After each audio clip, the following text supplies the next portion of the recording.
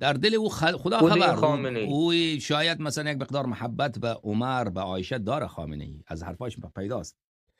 و این که عقایدش بعد عقایدش رو زیاد نمیگه خامنه ای، که او یک کتابی او عالم آنچنانه هم که نیست خامنه ای که عالم بزرگی باشه. و در زندگیش مراحل مختلفی داشته. سابقا که آقای کی بود، محمد علی ابتهی، یک مصاحبه کرده بود، میگه در مشهد اینو سابق به این وهابی میگفتن. خودش هم گفته که مردم به من میگفتن که من سنیگری میکنم. خب این خودش گفته که مردم مشهد به من مرا متهم به سنیگری میکردن. خب حتما در یک حرفای میزده که در اون حرفایش یک میلی بوده، یک دوستی بوده نسبت به ابوبکر، به عمر، به عایشه. کسی که میل به دشمنان اهل بیت علیهم السلام داشته باشد، خب اون شیعه خیلی پاکی نیست. این از یک طرف. از جانب دیگر این شخص خب خیلی از لحاظ عملی خیلی به مذهب ضرر رسانده، به شیعیان ضرر رسانده و مذهب را عقب زده و بعد نسبت به امام زمان علیه السلام جسارت کرده. همین که میگه من نایب هستم، اختیارات من اختیارات امام زمان علیه السلام و من ولی مسلمین هستم، امام مسلمین هستم. این اصلا دهنکجی بسیار بزرگه نسبت به امام زمان علیه السلام.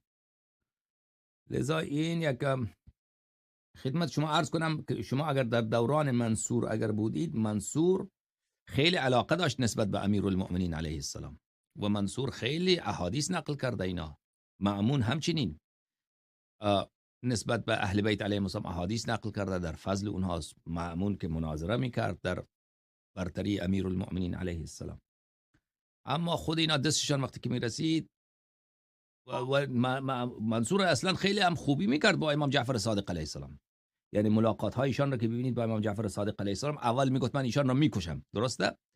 گزارش ها که میرسید که ایشان بر علیه شما داره لشکر جمع میکنم، بله می آورد که من ایشان رو میکشم. بعد امام جعفر صادق علیه السلام با ایشان که صحبت میکرد نرم میشد، میگفت خدا لعنت کنه مردم را، ما و شما پسر عم هستیم، من شما را خیلی به شما علاقه دارم، بیارید اینقدر پول بیارید به ایشان بدید، با عزت و احترام حضرت را برمیگردانید. یعنی اینا میرسانه که این شخص چند بار دودل میشد که بکشم نکشم، آخرش هم کشت امام جعفر صادق علیه السلام. خب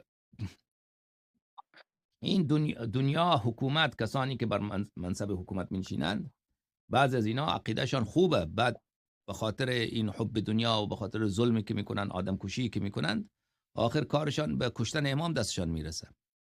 امام عصر علیه السلام را خداوند متعال در کنف غیبت حفظ فرموده و الا خامنه ای شاید اگر دستش میرسید میکشت امام زمان علیه السلام.